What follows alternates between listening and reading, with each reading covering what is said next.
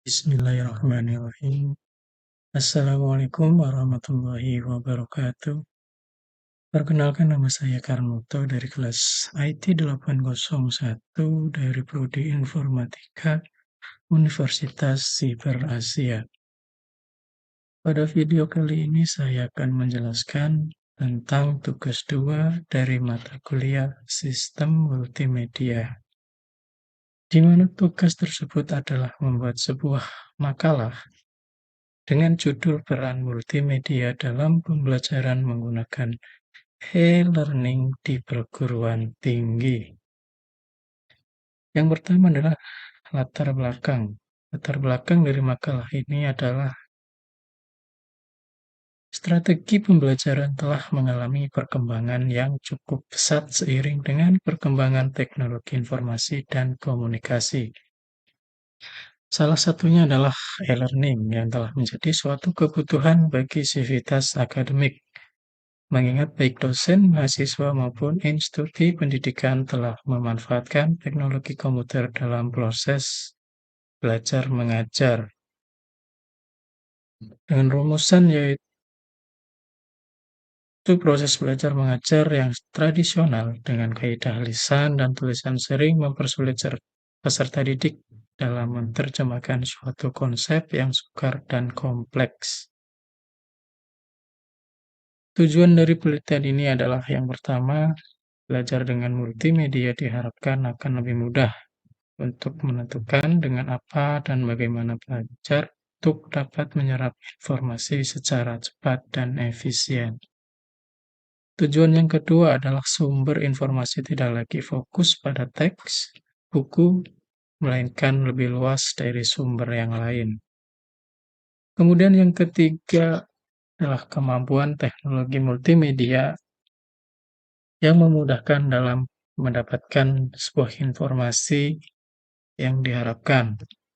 Kemudian yang terakhir adalah yang keempat, yaitu sajian audiovisual atau multimedia menjadikan visualisasi lebih menarik. Metode yang diambil dalam penelitian ini adalah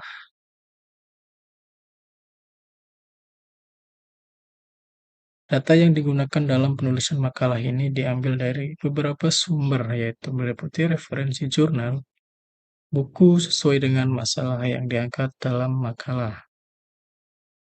Kemudian hasilnya adalah yang pertama, peranan multimedia dalam pembelajaran e-learning disampaikan dengan menggunakan media elektronik yang terhubung dengan internet, World Wide Web, yang menghubungkan sebuah unit komputer ke seluruh dunia yang terkoneksi dengan internet. Dan internet atau jaringan yang bisa menggabungkan semua unit ke komputer dalam sebuah perusahaan. Jika mempunyai komputer yang terkoneksi dengan internet, Anda sudah bisa berpartisipasi dalam e-learning. Keunggulan dan kekurangan multimedia dalam perkuliahan e-learning, pengajar harus menggunakan media yang lengkap, sesuai dengan kebutuhan, dan menyentuh berbagai indera saat mengadakan perkuliahan e-learning sebagai salah satu opsi yang bagus untuk pengajar dan pembelajaran yang efektif. Yang kedua adalah sumber informasi tidak lagi fokus pada teks, buku, melainkan lebih luas dari sumber yang lain. Perkembangan teknologi multimedia memungkinkan pembelajaran berbasis komputer untuk menggabungkan elemen video, audio, teks, dan grafik menjadi satu. Sekarang ini materi BBM telah banyak dijual dalam bentuk VCD atau DVD. Yang ketiga adalah kemampuan teknologi multimedia untuk memudahkan memperoleh informasi.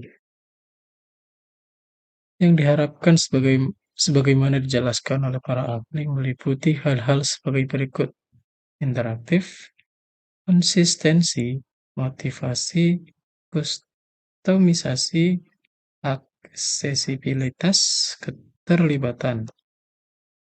Kemudian yang keempat adalah sajian audiovisual atau multimedia menjadikan visualisasi lebih menarik.